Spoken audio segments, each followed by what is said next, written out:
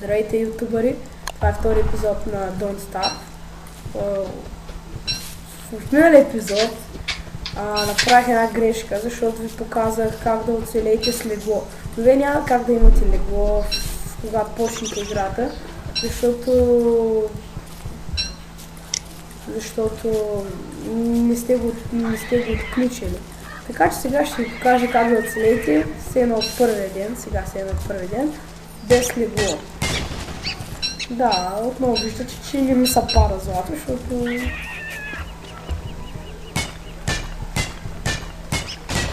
О, таман се щупи кирката и се щупи екранка.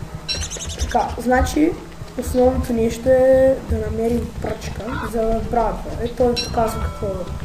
Така, взимам брадвата и правим брадвата и задържаме върху това дърво. Това дърво е голямо на ръст, най-голямото, и се чупи с 15% от брадвата. Значи тези шишарки, които виждате, това са такива малки дървета, трябва да ги саждате, защото ще дойде един тапанар и ще го отреби. Едно голямо дърво, което ходи и веднага треби. Това също се чупи с 15. Това, което също не трябва да. Както виждате, мога и каменен огън да си направя, който никой не изгасва, но ще карам на дървен, защото да, и ги посяваме тези неща. Мисля, че толкова ще стигнат. Толкова с дърва 6. Трябва да съберем още малко такива неща. И да сеем такива неща. Чакайте малко. Отново съм тук. Sweet Danger-ата затвори. Този викаем So Hungry. Но да, аз имам семена, така че семената вдигат с 10%. Така.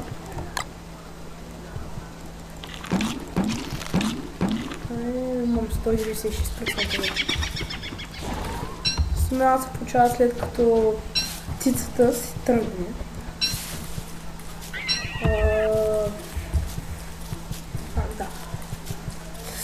Значи сега ще отидем да търсим някакви нови места. Ето може да ги изяде да се тръгне, не? Да. Там също може да ги изяде и да се тръгне. Това са моркови, които събирам. Имам доста флинт и що с флинт, който горе няма да събера. Може да вървите с мишката, просто с хища. Да, много пчели. Като се развием, ще дойдем да ги... Тоест да не ме напада, не. Като се развием, ще дойдем да ги трепим, така че... Би трябвало тук някъде да има мост по принцип, защото... Не знам, трябва... Още един кошер, омък. Ако ги нападна, сега ще излязат си червени пчели, които направо ще ме трепат. Така че... Трябва да се развия малко. Няма мост. Но все пак има доста моркове.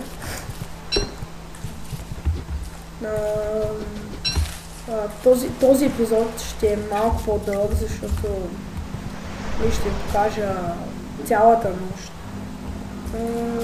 Но в принцип следващите епизоди ще са с легло.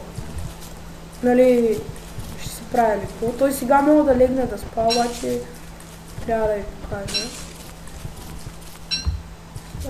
Значи заек може да убиете и така. Значи това е неговата дупка, ето го заека. Давате атак, той тръгва към дупката и просто му взимате месото. Този остров, мисля, че това ще е нещо като остров. И сега всеки момент ще стане, нали, при вечер. Когато стане при вечер, трябва да си изберете някъде място. Ето, пише, че трябва да се направим огън. И става доста по-тъмно. Да, това е мост, но няма да го използвам. Ще го преобиколя още малко и ще паля огъня. В принцип огъня може да го запалите точно преди да стане голямата вечер. Но може и да го запалите сега, ако имате дърва. Аз имам 6 дърва, с които ще мога да издърва.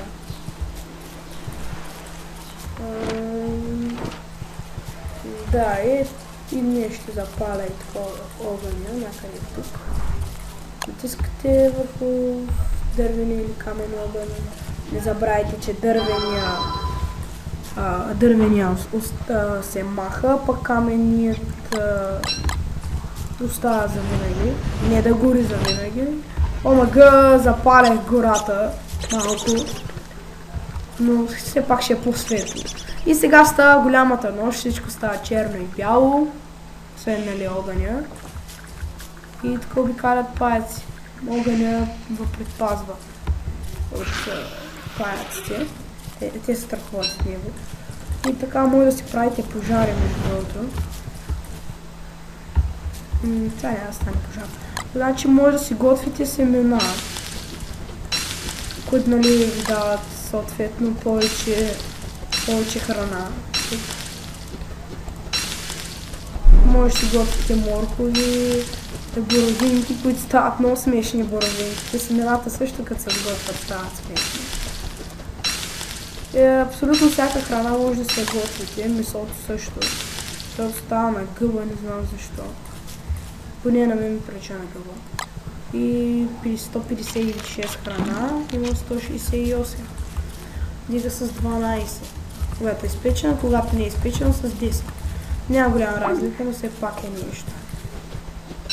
Ало. Да, и добре затвори. Така че сега чакай само да видя нещо. Да, явно няма нет. Колко остана клипа? Бърка се. 7 минути, да, добре. Виждате паяка как идва. Иска да ме нападне, обаче би трябва огъня да го спре. Да, страх от огъня. Мага, защо ме напада? Трябва да го е страх от това. Иначе ще се трепнем с него.